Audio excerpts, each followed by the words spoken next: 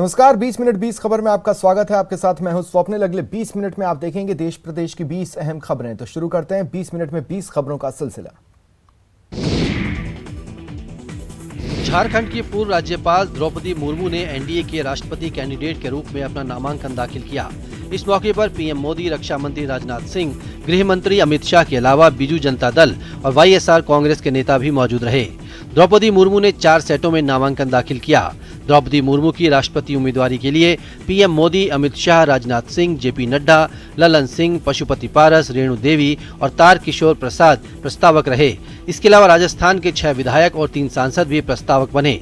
नामांकन दाखिल करने से पहले मुर्मू ने संसद में महात्मा गांधी, डॉक्टर अंबेडकर और बिरसा मुंडा की मूर्तियों पर श्रद्धांजलि अर्पित की। इसके साथ ही देश के पहले आदिवासी राष्ट्रपति बनने का रास्ता साफ हो गया है, क्योंकि जिस तरह की राजनीतिक स्थितियां इस समय देश में हैं, द्रौपदी मुर्मू आसानी से रायसीना की रेस जीतती नजर आ रही हैं। देश में अब तक आदिवासी समुदाय का कोई भी व्यक्ति राष्ट्रपति नहीं बन पाया था।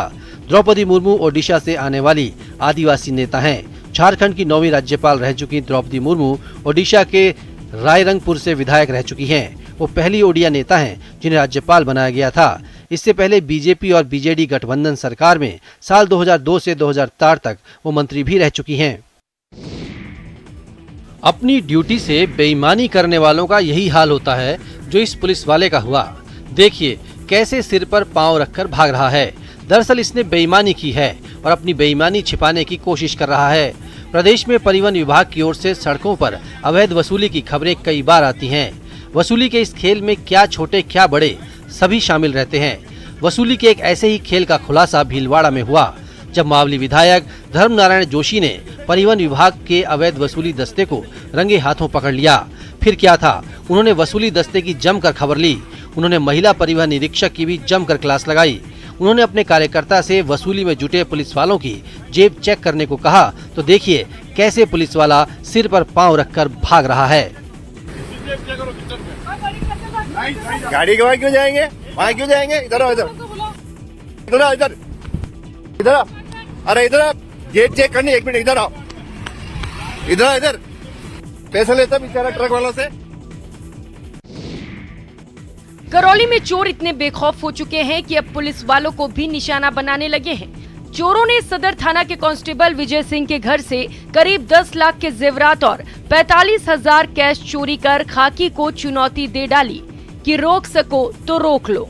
पुलिस के मुताबिक कांस्टेबल विजय सिंह करौली सदर थाना में कार्यरत हैं। उनके घर चोरों ने गुरुवार की रात धावा बोला और 10 लाख के जेवरात चोरी किए, साथ ही 45,000 कैश भी ले गए। कांस्टेबल के परिजनों को चोरी का पता सुबह चला, जब कमरे के दरवाजे खुले मिले और सारा सामान बिखरा हुआ था। पुलिस ने मौके पर पहुंचकर घटनाक्रम की जानकारी ली और क्षेत्र में लगे सीसीटीवी फुटेज खंगालने में जुटी है। वहीं चोरी की लगातार घटनाओं से इलाके में लोगों में खासा गुस्सा है। लोगों ने पुलिस की कार्यशैली पर सवाल उठाए और चोरियों पर लगाम लगाने के लिए पुलिस गश्त बढ़ाने की मांग की है। वैसे तो OLX पर फ्रॉड के लिए भरतपुर जिले का एक खास इलाका कुख्यात है, लेकिन इस बार OLX पर खरीदी में फ्रॉड का शिकार भरतपुर के ही 2 युवक हो गए हैं। आखिर क्या है मामला, चलिए हम आपको बताते हैं। धौलपुर में OLX पर कार का ऑनलाइन सौदा होने के बाद भरतपुर से कार खरीदने आए 2 युवकों के साथ हुई वारदात से हड़कंप मच गया। आपको बता दें, करीब आधा दर्जन हथियारबंद बदमाशों ने दिन दहाड़े एक स्विफ्ट कार को लूट लिया। साथ ही कार सवार का बदमाश का अपहरण कर अपने साथ ले गए और दूसरे शख्स को मारपीट कर घायल हालत में सड़क पर छोड़कर फरार हो गए। इस वारदात की सूचना मिलते ही सीओ ने मोर्चा संभाला और कंचनपुर सैपऊ थाना पुलिस ने अहम भूमिका निभाते हुए बदमाशों का पीछा किया। पुलिस से घिरे बदमाशों ने बेनपुरा के जंगलों में कार समेत अपहृत युवक को छोड़ दिया। हालांकि बदमाश भागने में कामयाब रहे। जब भी कोई लीड मिलती है, भरतपुर की पुलिस निकल पड़ती है उन शातिर ठगों की तलाश में जो इन पहाड़ों और जंगलों से देश के अलग अलग हिस्सों में रहने वाले लोगों को ऑनलाइन अपने जाल में फंसाते हैं, उनसे हजारों लाखों की ठगी करते हैं। मेवात के कामा, सीकरी, गोपालगढ़, जुरहरा और केतवाड़े के साथ साथ कई और गांव हैं जो शातिर ठगों का अड्डा है और जहां बैठकर ठग फोन कॉल के जरिए अपना शिकार बना रहे हैं। ऐसे लोगों के खिलाफ अलग अलग राज्यों की पुलिस कई बार राजस्थान पुलिस के सहयोग से ऑपरेशन चला चुकी है, लेकिन अब तक पुलिस को कोई बड़ी सफलता हाथ नहीं लगी। मेवात क्षेत्र पर लगे इस बदनुमा दाग को मिटाने के लिए अब यहां के पुलिस अधीक्षक श्याम ने एक साइबर सेल का गठन किया है, जो मेवात क्षेत्र में लगे 130 मोबाइल टावर के जरिए इन ठगों पर शिकंजा कसने की तैयारी कर रही है। और साइबर क्राइम को रोकने के लिए हमने एक साइबर सेल जिला स्तर पर गठित की है, जिसमें भी जो प्रकरण आए उनमें काफी मामलों में हमने पैसे वापस रुकवा दिए गए हैं। जोधपुर पाली रोड पर मोगड़ा कला और कांकाणी के पास एक टैंकर में भीषण आग लग गई। देखते ही देखते आग ने विकराल रूप धारण कर लिया और आग की ऊंची ऊंची लपटें दूर तक दिखाई देने लगी। जानकारी के मुताबिक टैंकर में बेंजीन केमिकल था, जिसके कारण आग ने पल भर में ही पूरे टैंकर को अपनी चपेट में ले लिया। आग लगने की खबर पाते ही पुलिस और फायर ब्रिगेड मौके पर पहुंचे और आग पर काबू पाने की कोशिशें शुरू की, लेकिन आग इतनी भयंकर थी कि इसे काबू करना मुश्किल हो रहा था। लेकिन फायर ब्रिगेड की 8 से 10 गाड़ियों ने घंटों मशक्कत के बाद आखिरकार आग पर काबू पा लिया। गनीमत ये रही कि इस घटना में किसी की जान नहीं गई। बताया जाता है कि हरियाणा के पानीपत इलाके से बेंजीन का टैंकर लेकर ड्राइवर केसाराम जोधपुर पहुंचा था और ढाबे पर खाना खाने के लिए रुका था, तभी टैंकर में आग लग गई। 12 में उस समय हाई वोल्टेज ड्रामा देखने को मिला, जब नगर परिषद पर मनमर्जी का आरोप लगाकर बीजेपी पार्षदों ने टंकी पर चढ़कर विरोध प्रदर्शन किया। परिषद में नेता प्रतिपक्ष और कई पार्षद पानी की टंकी पर चढ़ गए और नगर परिषद के खिलाफ नारेबाजी की। उन्होंने पट्टे बनाने में भेदभाव करने, समय रहते नालों की सफाई नहीं करने समेत कई आरोप लगाए। पार्षदों ने कहा कि नगर परिषद आयुक्त लगातार बीजेपी पार्षदों की अनदेखी कर रहे हैं। पानी की टंकी पर चढ़ने की खबर मिलते ही बीजेपी नेताओं और आम लोगों की भीड़ लग गई। बीजेपी कार्यकर्ताओं ने सड़क पर टायर जलाकर नगर परिषद के खिलाफ जमकर नारेबाजी की। टंकी पर चढ़ने की खबर मिलते ही कोतवाली थानाधिकारी मांगेलाल यादव, तहसीलदार अब्दुल हफीज मौके पर पहुंचे और प्रदर्शनकारियों को समझाने की कोशिश की। यहाँ जो आयुक्त रिंकल जी गुप्ता, उनके द्वारा 12 शहर वासियों को परेशान किया जा रहा है। उनके पट्टे रजिस्ट्री नहीं किए जा रहे हैं, जबकि उनको 7 महीने से, कोई 6 महीने से, कोई 4 महीने से चक्कर काट रहे हैं। उसके बाद आयुक्त रिंकल गुप्ता जी के पास जाते हैं, चाहे पार्षद जाएं, चाहे पार्षद दल गया और आम आदमी जाए, पर रिंकल जी गुप्ता उनका कोई काम नहीं कर रही है। राजसमंद में उस समय अजीबोगरीब स्थिति पैदा हो गई, जब 10वीं का रिजल्ट खराब आने से गुस्साए लोगों ने हायर सेकेंडरी स्कूल पर ताला जड़ दिया। घटना पीपरडा कस्बे की है। स्कूल में तालाबंदी की खबर पाते ही मुख्य ब्लॉक शिक्षा अधिकारी नरोत्तम दाधीच मौके पर पहुंचे और लोगों को समझाकर उनके गुस्से को शांत किया। उन्होंने 1 सप्ताह के अंदर स्कूल में खाली पड़े अंग्रेजी और गणित के शिक्षकों के पद भरने का भी भरोसा दिया। साथ ही हर 3 महीने में टीचर पेरेंट्स मीटिंग करवाने का भरोसा दिया। दरअसल इस साल इस हायर सेकेंडरी स्कूल में 10वीं का रिजल्ट सिर्फ 19% रहा।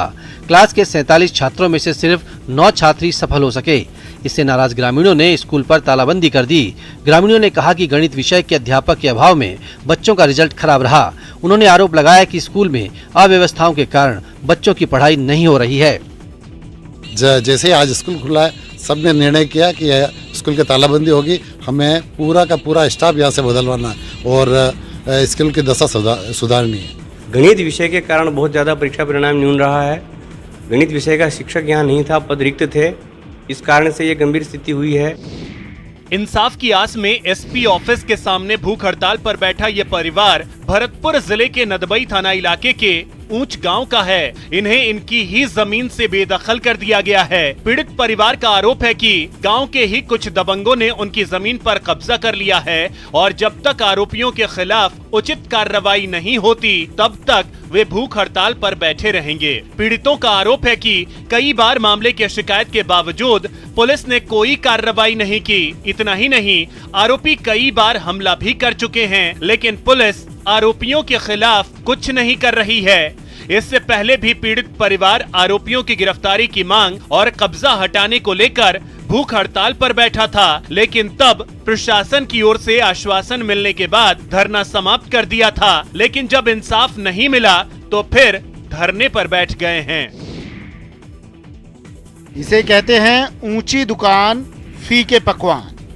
जैसलमेर की कृषि मंडी में बने विशाल और भव्य किसान भवन को देखकर सभी को लगता है कि यहाँ किसानों के ठहरने की हर सुविधा उपलब्ध होगी। किसानों के ठहरने के लिए बने इस भवन में सुविधाएं नहीं हैं। ऐसा भी नहीं है। इस भवन में करीब 12 कमरे हैं और 2 बड़े हॉल हैं, लेकिन 1 करोड़ की लागत से बनी ये बिल्डिंग ताले में कैद है। बताया जा रहा है कि 2010 में किसान भवन का उद्घाटन हुआ था। इस किसान भवन का उद्देश्य ये था कि पास ही स्थित कृषि मंडी में जब किसान अपनी फसलों को बेचने के लिए आएंगे तो उनके लिए सामान्य दर पर ठहरने की व्यवस्था हो जाएगी। 2016 तक किसान भवन को किसानों का इंतजार रहा, लेकिन किसान नहीं आए और 6 साल तक किसान भवन खाली पड़ा रहा।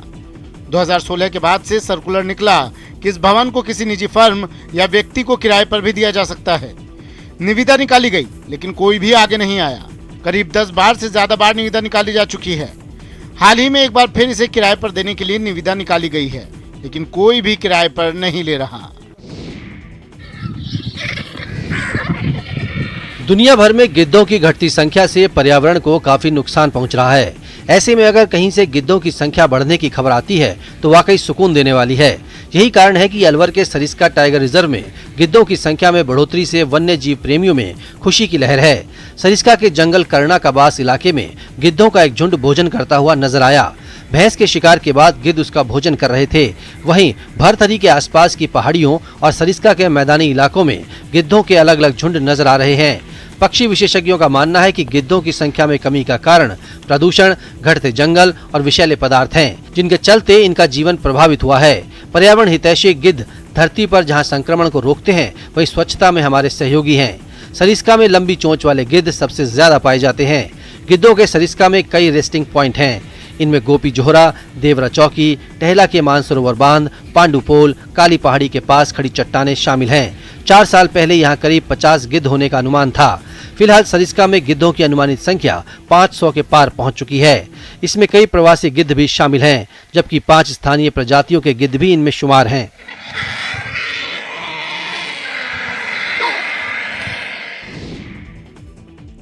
आज के दौर में लोग जन्मदिन या शादी की वर्षगांठ पर पाश्चात्य संस्कृति का अनुसरण करते दिख रहे हैं, लेकिन झालावाड़ जिले में एक समाजसेवी ने अपने जन्मदिन पर झालरापाटन की पवित्र मोक्षदायिनी चंद्रभागा नदी की साफ सफाई करने का बीड़ा उठाया।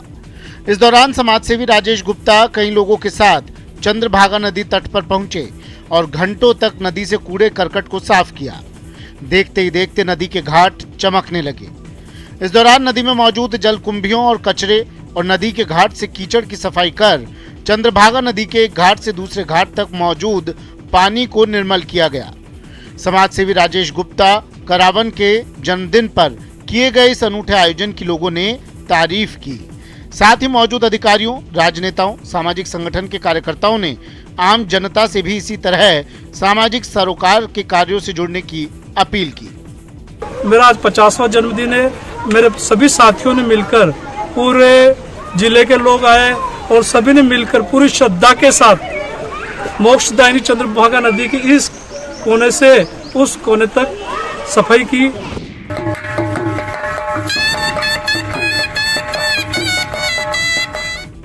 पर्यटन नगरी और छोटी काशी के नाम से मशहूर बूंदी के 781 साल पूरा होने पर कई समारोहों का आयोजन किया गया। शहर के 781वें स्थापना दिवस पर ऐतिहासिक नागर सागर कुंड पर शहनाई वादन और गढ़ गणेश की पूजा अर्चना के साथ समारोह का शुभारंभ हुआ। इस मौके पर स्वयं महाराज कुमार वंशवर्धन सिंह ने भी पूरी आस्था और श्रद्धा के साथ गढ़ गणेश की पूजा अर्चना की, जहां एसडीएम करतार सिंह के साथ महाराज ने वैदिक मंत्रोच्चारण के बीच गढ़ गणेश की पूजा की और स्थापना दिवस समारोह का शुभारंभ किया। गढ़ गणेश की पूजा के बाद ठीकरदा से आए लोक कलाकारों ने मश्क बैंड की आकर्षक प्रस्तुति देकर वहां मौजूद लोगों को मंत्रमुग्ध कर दिया।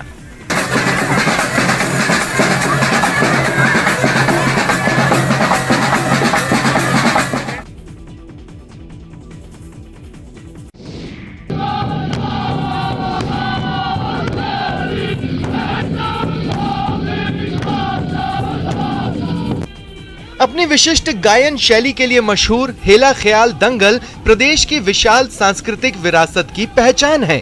इस हेला ख्याल के जरिए कलाकार देश विदेश की सामयिक गतिविधियों को सुरीले अंदाज में लोगों तक पहुंचाकर खासा मनोरंजन करते हैं। भरतपुर के बयाना उपखंड के गांव मदनपुर में हेला ख्याल दंगल का आयोजन किया गया, जिसमें दूर दूर से आए लोक गायक कलाकारों ने अपने अनूठे अंदाज में ऐतिहासिक, धार्मिक और पौराणिक प्रसंगों का वर्णन किया। इस कार्यक्रम में लोक कलाकारों ने अपने सुरीले अंदाज से लोगों का मन मोह लिया। परंपरागत लोक गीतों के इस दंगल का लोगों ने भी जमकर आनंद उठाया। लोगों ने बताया कि हेला ख्याल दंगल हर साल आयोजित किया जाता था, लेकिन 2 साल से कोरोना संक्रमण के चलते लोक गीत दंगल का आयोजन नहीं हो पा रहा था।